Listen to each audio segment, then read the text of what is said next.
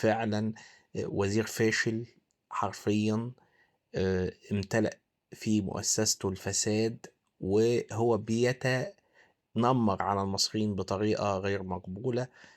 النواب ادوله في جنابه جامد جدا، 90 استجواب، يعني خلاص الانفجار شبه كامل. خلينا نسمع وحوش النواب المصري.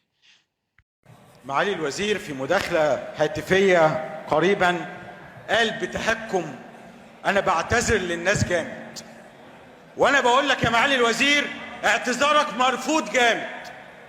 اعتذارك مرفوض لأن وزارة التموين أثبتت بشكل واضح جدا إن مصر ما عندهاش مشكلة في قلة الفلوس، لكن عندها مشكلة في زيادة اللصوص. أثبتت وزارتك برضو وسنت سنة لم يأتي بها أحدا من العالمين، إن بلد يبقى فيها اكتفاء ذاتي من البصل والسكر يبقى عندها أزمة بصل وسكر.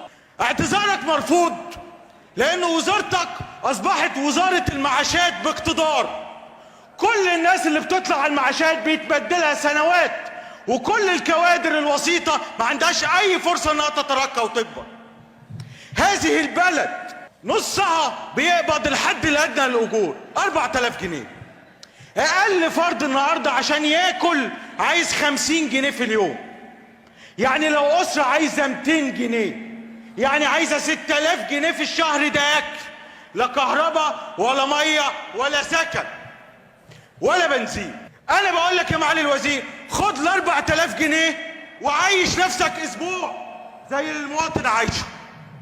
اللي بيحصل ده سياسة مجحفة للشعب المصري.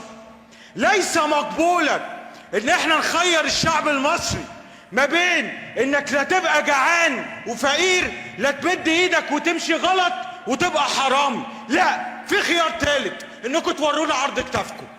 عالجرافة زائد جهل بتوفر البيئة الحاضنة للفساد. وزارة خلال آخر عامين على الأقل بقت بامتياز راعية للفساد في مصر كلها، خاصة في السلع الاستراتيجية اللي مصر بتنتجها وبتوفرها. كانت بدايتها يعني، وكانت النقطة السوداء الكبيرة في عمر ولاية الوزير هي أزمة الرز اللي هي كانت صناعته.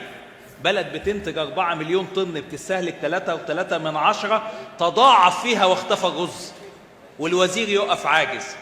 ما بين يوم 5 ديسمبر ليوم 27 كنت لازم تستقيل.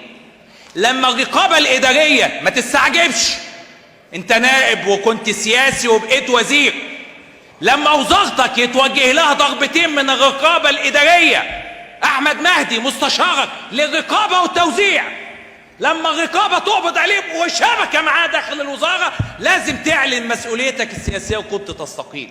لما يتقبض على نائب مشروع جمعيات اللي الدولة عملته عشان توصل السلعة للناس، كنت لازم تستقيل.